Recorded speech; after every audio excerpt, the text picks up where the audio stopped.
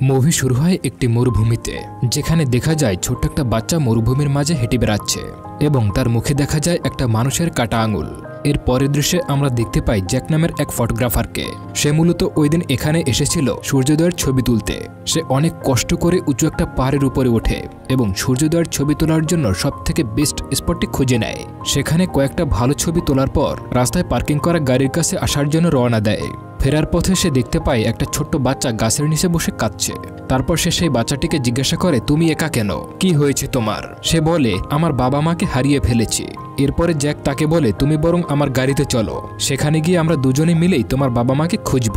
এরপরে হঠাৎ করে ছেলেটি দাঁড়িয়ে যায়। সে জ্যাকের সঙ্গে না গিয়ে বরং উল্টো পথে হাঁটা শুরু করে। সে হাঁটতে হাঁটতে বলে, আমার বাবা মা ঠিক ওই দিকটায় রয়েছে। ছোট্ট একটি বাচ্চাকে এভাবে মরুভূমির মধ্যে ছেড়ে আসা তার পক্ষে কষ্টকর ছিল, তাই সেও তার পিছে পিছে অনুসরণ করতে শুরু করে। অনেকটা দূর হাঁটার পর সে বুঝতে পারে তার পিছে ফিরে আসা উচিত, কারণ কিছুক্ষণ পরই সন্ধ্যা হবে আর এখানে অন্ধকার হয়ে যাবে। তাই সে বাচ্চাটিকে ফিরে আসতে বলে, কিন্তু বাচ্চাটি তার কথা না শুনে সে সেখান থেকে দৌড়ে পালিয়ে যায়। এরপরে সে উপায় না পেয়ে তার গাড়ির দিকে রওনা হয়, কিন্তু ততক্ষণে সন্ধ্যা নেমে এসেছে এবং একটা সময় অন্ধকার মরুভূমিতে পথ হারিয়ে ফেলে।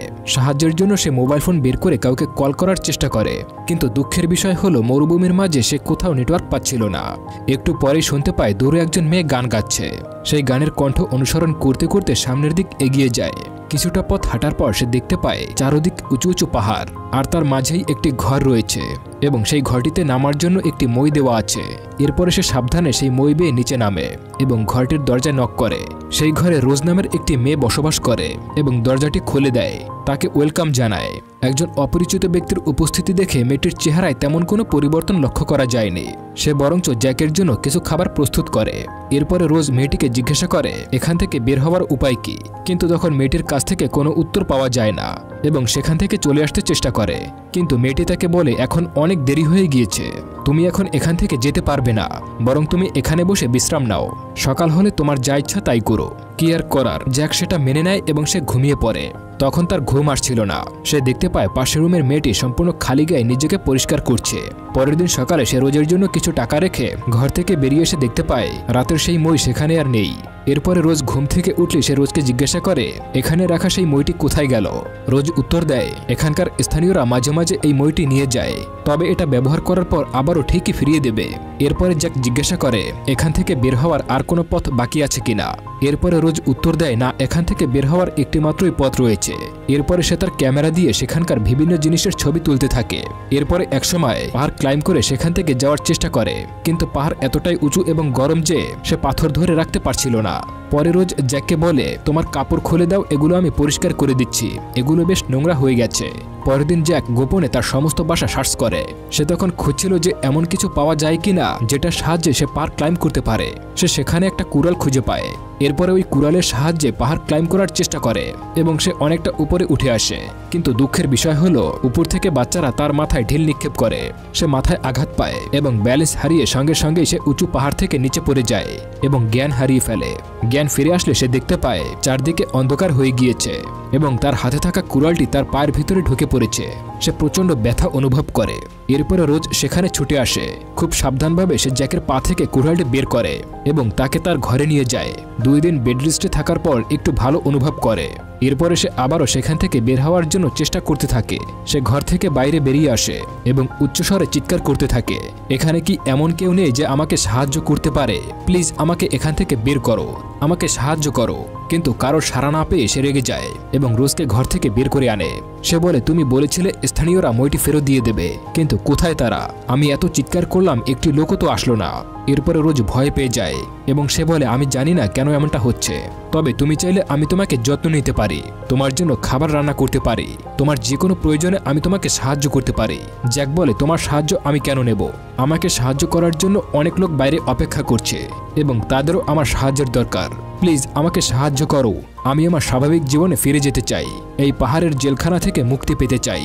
এরপরে রোজ সান্ত্বনা দিতে এগিয়ে আসে, কিন্তু সে তাকে বলে, প্লিজ আমার একটুও ভালো লাগছে না, আমাকে একা থাকতে দাও। একটু পরই জনসন নামের একটা ছেলে উপর থেকে বলে, আমি তোমার চিৎকার শুনতে পাচ্ছি, তোমার কি কোনো সাহায্য দরকার? জ্যাক এটা শুনে খুবই খুশি হয়ে যায়। সে বলে, বেশ কিছুদিন যাবৎ আমি এখানে আটকা পড়ে আছি, তুমি কি আমাকে এখান থেকে সাহায্য করতে পারবে? এরপর ছেলেটি বলে, আমাকে একটু সময় দাও, আমি তোমাকে সাহায্য করতে একটি দড়ি নিয়ে আসছি।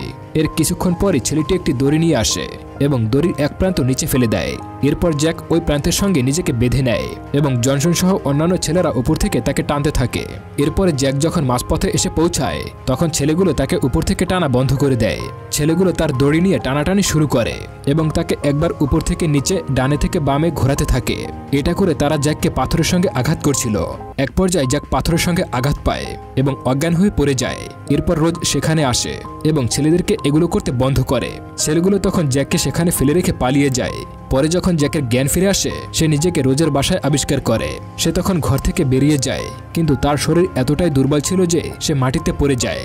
সে তখন উচ্চস্বরে কাঁদতে শুরু করে। এরপর রোজ তার কাছে আসে এবং বলে, তুমি এগুলো কেন করছো? তুমি ভাগ্যকে মেনে নাও এবং নতুন পরিবেশে নিজেকে মানিয়ে নাও। এরপর কয়েক সপ্তাহ পেরিয়ে যায় এবং জ্যাক আস্তে আস্তে নিজেকে পরিবেশের সঙ্গে মানিয়ে নিতে শুরু করে। সে রোজের সঙ্গে শান্তিতে বসবাস করতে শুরু করে এবং রোজও তার উপর যত্নশীল হতে থাকে। একদিন একটি ছোট্ট ছেলে এসে রোজের জন্য কিছু খাবার এবং নতুন কিছু পোশাক দিয়ে যায়। এরপরে জ্যাক জিজ্ঞাসা করে, এগুলো কোথা থেকে পেয়েছো? রোজ বলে, তুমি অনেক বেশি প্রশ্ন করো, তুমি এগুলো জেনে কি করবে? বরং তুমি এগুলো পরে নাও এবং এনজয় করো। এরপর জ্যাকও ভাবে হয়তো সেও তার মতো এখানে আটকা পড়েছে এবং এই জীবন মেনে নিয়েছে। এরপর একদিন সন্ধ্যায় জ্যাক কিছু শব্দ পেয়ে বাইরে বেরিয়ে আসে। সে তখন বাইরে বেরিয়ে দেখতে পায় জনসন নামের সেই ছেলেটিকে। সে মেয়েদের ড্রেস পরছিল। তারা দুজনে ফাইট করতে শুরু করে। এক পর্যায়ে জনসন জ্যাককে মাটিতে ফেলে দেয় এবং তার শরীরের উপরে উঠে বসে তাকে কিস করে সেখান থেকে চলে যায়। জ্যাক এতে প্রচন্ড রেগে যায় এবং ঘরে ফিরে আসে। সে রোজকে বলে, তুমি এইসব কিছুর জন্য দায়ী, তোমার জন্যই সাইকোপ্যাথগুলো আমার সাথে এরকমটা করছে, তুমি তাদেরকে সুযোগ করে দিয়েছ। আর তারা মাথায় উঠেছে। রোজ কোনো রিয়াক্ট করে না। সে বলে, ঘুমিয়ে পড়ো।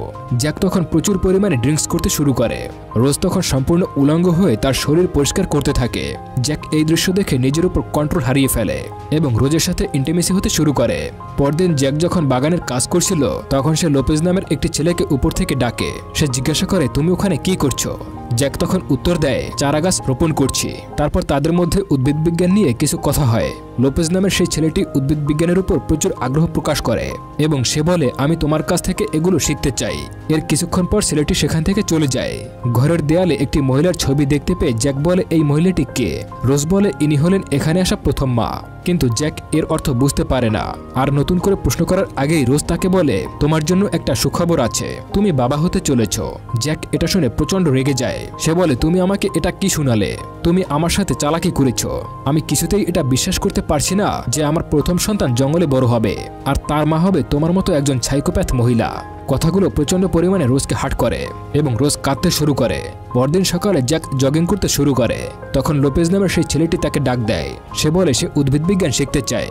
জ্যাক বলে, উপর থেকে এগুলো শেখানো সম্ভব না, তুমি নিচে নেমে আসো অথবা আমাকে উপরে নেওয়ার চেষ্টা করো। তুমি একটি দড়ির ব্যবস্থা করো যাতে আমরা একসাথে সবকিছু শিখতে পারি। তখন ছেলেটি তাকে সাহায্য করবে, কিন্তু এই জন্য তাকে অপেক্ষা করতে হবে, কারণ অন্য ছেলেরা যখন ঘুমাবে তখন সে সাহায্য করতে আসবে। তখন আর একটা ছেলে এই কথাগুলো শুনতে পায়। সে ছেলেটিকে নিয়ে সেখান থেকে চলে যায়। রোজ জ্যাককে জিজ্ঞাসা করে সে ছেলেটির সঙ্গে কি নিয়ে কথা বলছে। তখন জ্যাক বলে, ছেলেটি আসলে দয়ালু এবং অনেক মেধাবী, অন্য সব ছেলেদের মতো না। সে তাকে প্রতিজ্ঞা করেছে সে একটি দড়ি নিয়ে আসবে এবং এখান থেকে বের হয়ে যেতে তাকে সাহায্য করবে। এই কথা শুনে রোজ তখনই আপসেট হয়ে পড়ে। পরের দিন সকালে জ্যাক যখন ঘুম থেকে ওঠে এবং ঘরের বাইরে বেরিয়ে এলে তারা দেখতে পায় লোপেজকে নিয়ে হত্যা করা হয়েছে। এরপরে তার ডেড বডি এভাবে ঝুলিয়ে রাখা হয়েছে। এরপর রোজ চিৎকার দিয়ে ওঠে এবং সে বলে, একটি ভাই আর একটা ভাইয়ের উপরে কিভাবে এত নিষ্ঠুর হতে পারে। রোজ আরো বলে, এই হত্যার জন্য একমাত্র তুমিই দায়ী, তোমার জন্যই এই নির্মম হত্যাকাণ্ড হয়েছে। জ্যাক কিছু বুঝে ওঠার আগেই রোজ তাকে পেছন থেকে একটা লাঠি দিয়ে আঘাত করে এবং সে মাটিতে লুটিয়ে পড়ে। পরের দৃশ্য কয়েক মাস পরের। এখানে আমরা দেখতে পাই সে একটা খাঁচার মধ্যে বন্দী অবস্থায় রয়েছে। একটু পরেই রোজ তার খাবার এবং পানি নিয়ে সেখানে আসে। রোজ তার গর্ভাবস্থার শেষ পর্যায়ে রয়েছে। জ্যাকের খাবার দৃশ্য দেখে মনে হচ্ছিল সে অনেকদিন ধরে কিছুই খায়নি এবং সে কোনো মানুষ নয়, সে বন্দী কোনো এক প্রাণী যাকে বহু বছর ধরে এখানে আটকে রাখা হয়েছে। এর পরদিন বিকেলে জ্যাক দেখতে পায় এক মহিলা হাইকার পাহাড়ের উপর থেকে তাকে দেখছে। সে চিৎকার করে তার কাছে সাহায্য চায় আর বলে, আমি এখানে বহু বছর ধরে আটকে আছি, প্লিজ আমাকে সাহায্য করো, আমাকে এখান থেকে রক্ষা করো, এখনই পুলিশকে কল করো। মেয়েটিকে দেখে জ্যাকের একটু ভাষা আসে। কিন্তু একটু পরেই দেখা যায় কয়েকটি ছেলে এসে মেয়েটিকে ধরে নির্মমভাবে হত্যা করে। জ্যাক নিরাশ হয়ে খাঁচার ভিতরে নিজেকে আঘাত করতে শুরু করে। এতে করে জ্যাক বুঝতে পারে সে কখনোই এই বন্দি জীবন থেকে মুক্তি পাবে না। পরের দিন সন্ধ্যায় ছোট্ট একটা বাচ্চা তার কাছে একটা ফল নিয়ে আসে এবং তাকে সেটা খেতে বলে। একটু পরে সে দেখতে পায় কিছু ছেলেরা এবং রোজ আগুন নিয়ে কিছু একটা করছে। এরপর সে বুঝতে পারে এগুলো সবগুলোই হলো রোজের সন্তান। পরের দিন রাতে হালকা শীত পড়লে রোজ তার জন্য একটা কম্বল নিয়ে আসে। এর সুযোগ নিয়ে সে রোজকে বলে, আমি সবকিছুই মেনে নিয়েছি, আমি এখন থেকে তোমার কথার বাইরে একটি কাজও করব না, তোমার অনুগত হয়ে চলবো, প্লিজ আমাকে মুক্তি দাও। এরপর রোজ তাকে বলে, আমি বাচ্চা গর্ভধারণ করতে পেরেছি, এখন তুমি আমার কাছে একেবারেই মূল্যহীন, আমি শুধু ওই দিনটার অপেক্ষা করছি যেই দিন বাচ্চাটা পৃথিবীতে আসবে, আর সেই দিনই হবে তোমার শেষ দিন। পরের দিন সকালে রোজ ঘুম থেকে উঠে প্রচন্ড পিঠে ব্যথা শুরু হয়। বাধ্য হয়ে সে জ্যাককে ছেড়ে দেয় আর বলে, প্লিজ আমাকে সাহায্য করো, আমি প্রচন্ড কষ্ট পাচ্ছি। জ্যাক তার সমস্ত কষ্ট ভুলে গিয়ে রোজকে সাহায্য করার চেষ্টা করে এবং তাকে নিয়ে আস্তে আস্তে ঘরের দিকে যায়। তখন সে দেখতে পায় এখান থেকে বের হওয়ার সেই মইটি ঝুলছে। যদিও সে মনে প্রাণে রোজকে সাহায্য করতে চাইছিল, কিন্তু তার সামনে এই মইটি দেখে সেই সুযোগটা কাজে লাগাতে চাইছিল।